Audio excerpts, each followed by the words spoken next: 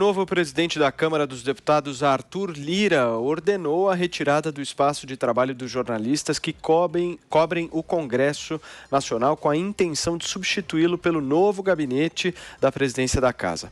Os profissionais de imprensa que trabalham no Congresso ficam atualmente instalados em um comitê próximo ao plenário de votação. Com a mudança, ficarão mais distantes da atividade parlamentar. Já o presidente da Câmara não terá que passar pelo Salão Verde, espaço onde jornalistas costumam fazer questionamentos e entrevistas. Não é a primeira vez que um presidente da Câmara tenta ocupar o espaço do comitê de imprensa onde os jornalistas trabalham. Em 2007, o então presidente Arlindo Chinaglia, do PT, por exemplo, tentou. Eduardo Cunha, do MDB, também em 2015. Na gestão passada da mesa diretora da Câmara, a deputada Soraya Santos, do PL, então primeira secretária, assumiu o projeto da mudança. O presidente da Câmara, Arthur Lira, do Progressistas, decidiu dar prosseguimento. Como o Congresso Nacional é patrimônio cultural do Brasil, tombado em 2007 pelo Instituto do Patrimônio Histórico e Artístico Nacional, a mudança teve que ser autorizada. O IPHAN deu aval em 2018. Diogo, o que você acha sobre isso? Bom, o relato dos nossos colegas aí que trabalham em Brasília, que atuam no Congresso, é de que esse tipo de mudança atrapalha, sim, o trabalho da imprensa, tanto que tentou-se fazer isso no passado e houve resistência, houve uma reação e acabou que voltaram atrás, né? O Lira parece muito empenhado nisso e decidido, e é interessante que o Lira fez no discurso de posse dele um discurso muito meloso em relação à imprensa, agradeceu intensamente e tal, e agora vem com essa decisão. Atrapalha o trabalho da imprensa, porque atrapalha o acesso dos jornalistas ao plenário, a entrada e saída dos deputados. Ao contrário do que dizem aqueles que insistem em citar o ódio aos jornalistas, esse acesso fácil e rápido aos parlamentares e as condições de trabalho adequadas é de interesse de toda a sociedade. Se o acesso dos jornalistas aos parlamentares fica mais difícil também eles fazerem o trabalho de fazer perguntas aos parlamentares, saber o que está acontecendo nos bastidores e dessa forma informar os cidadãos, né? O trabalho da imprensa, como a gente sabe, né, a gente que trabalha na imprensa, não é isento de erros, mas é ele que permite aos cidadãos se manterem informados e, com isso, tomarem suas decisões políticas, que pode ser desde digitar um voto numa eleição, na urna, numa eleição, até participar de alguma forma politicamente em outras instâncias. E sem a imprensa profissional, que muitas vezes é tão atacada nesse programa, não teríamos sequer uma pauta para discutir aqui no 3 em 1. Né? Todas as notícias aqui discutidas foram colhidas de imprensa profissional, sempre são. E qual o motivo disso? Porque, apesar dos erros eventuais, é a fonte de informação mais confiável. Então, quem ataca a imprensa em geral, em vez de fazer críticas construtivas pontuais, direcionadas, né, no fundo, esconde um projeto autoritário. Os jornalistas profissionais, eles devem receber apoio, não ataques. Sem eles, sem esses repórteres que ficam ali no quebra-queixo das autoridades no Congresso, pedindo explicação sobre temas de interesse público, ficaríamos todos no escuro. Você, Constantino? Pois é, né? O problema é quando muitos desses repórteres tentam escurecer ainda mais, né, as informações com seu viés. Uma coisa é erro, né? Outra coisa é viés crônico, sistêmico.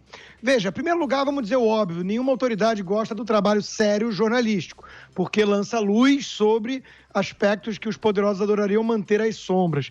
Mas a imprensa, vários veículos de comunicação não têm recebido tantas críticas e ataques e o uso até demagógico, né, de alguns mais populistas não tem repercutido tanto também à toa. E sem essa autocrítica, né, aí a coisa realmente desanda. Então, por exemplo, essa notícia é uma notícia que pode ser que dificulte um pouco, não estar do lado, não ter ali saído. Pode. Agora, qual é a narrativa por trás? A narrativa, né, de que o atual presidente da Câmara, aquele que o Bolsonaro apoiou, está indo para cima da imprensa, né? Essa é a narrativa, a gente sabe. E isso tudo cheira a corporativismo. Veja, o mais importante, na minha opinião, em relação à liberdade de imprensa e trabalho de imprensa, é para começo de conversa ter uma coisa chamada senso de proporção. né? A gente lutar pelas coisas sérias que ameaçam a liberdade de imprensa. Então, eu quero dar alguns exemplos que eu pensei aqui enquanto meu colega falava, né? Defendendo tanto o trabalho dessa imprensa que eu acho que vem merecendo muitas críticas.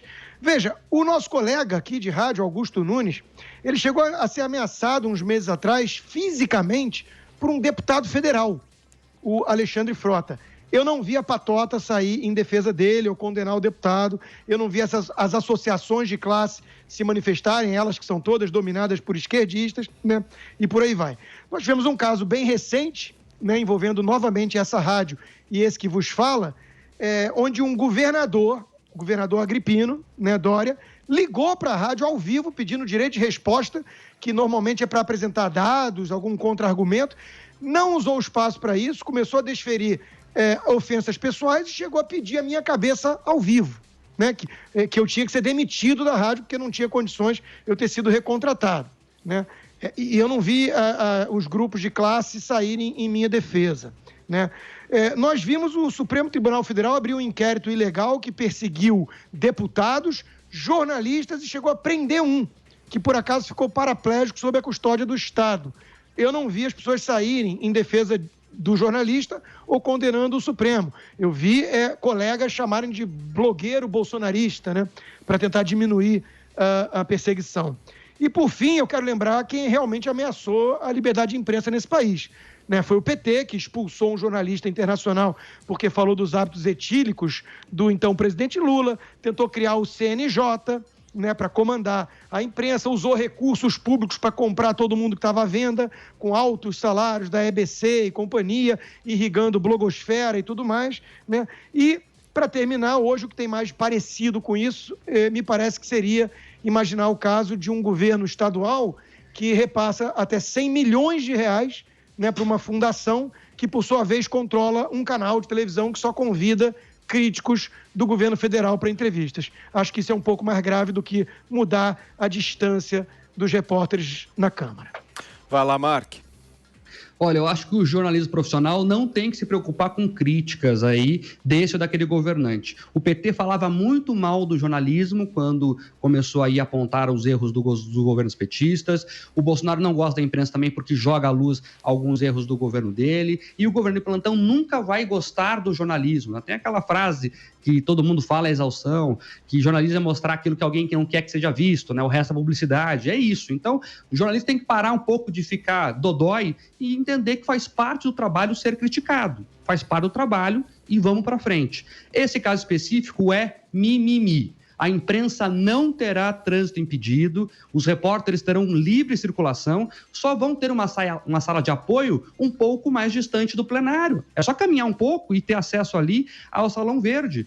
Viu, Diogo? Não é verdade que o acesso ao plenário será impedido, não. Os deputados entram pelo Salão Verde e o Salão Verde sempre foi da imprensa e ele continua sendo da imprensa. Então, os repórteres poderão ficar ali no Salão Verde e ter, sim, acesso aos deputados. Talvez dificulte um pouquinho o acesso ao presidente da Câmara, mas isso há outras formas de ser feito e não compreendo que o trabalho será prejudicado ou que o Brasil não veja alguma informação por causa da mudança de uma sala. É só isso a notícia. Os repórteres que usam uma sala de apoio lá estão no primeiro andar hoje e irão para o subsolo. O Congresso ele foi construído para abrigar o trabalho parlamentar, não para o trabalho da imprensa. Essa sala vai atender agora os parlamentares. O trabalho da imprensa é acessório. Ela cobre o trabalho principal, que é o dia a dia dos deputados.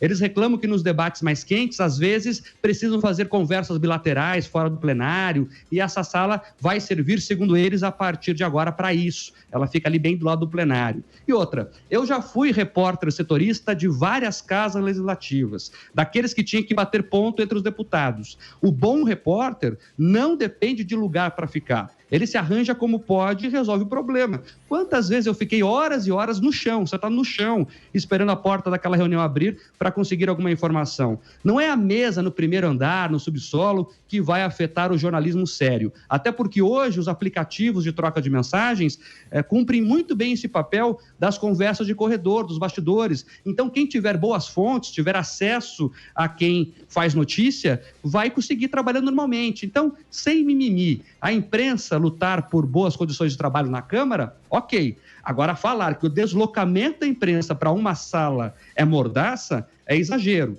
Colocar repórteres fazendo drama porque se reduziu 5 mesas no espaço, levantar hashtag de mordaça, falar que mudar de sala é censura, que vai calar o jornalista, chega a ser patético. Vai lá, Diogo, bem breve, por favor.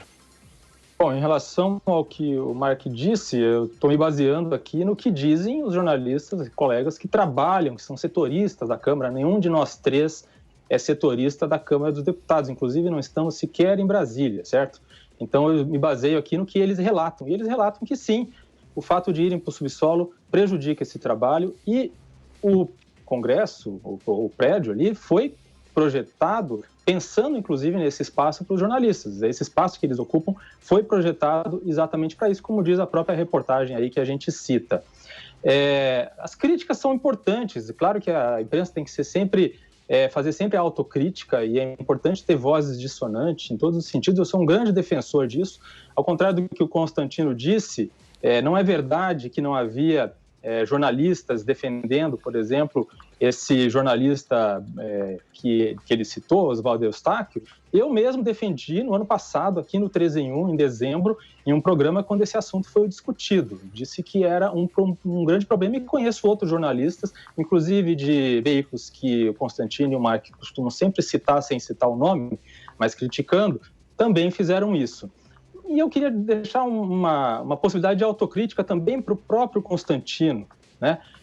Se ele não exagera nos ataques que ele faz à imprensa, se esses ataques não estimulam o ódio à imprensa. Outro dia o Constantino disse aqui no programa que a imprensa é o maior partido de oposição do Brasil. Me deu a sensação na hora de que eu já tinha escutado isso, viu, Constantino? E depois eu lembrei que foi durante os governos do PT, quando os petistas chamavam os veículos de comunicação de PIG, ou seja, Partido da Imprensa Golpista.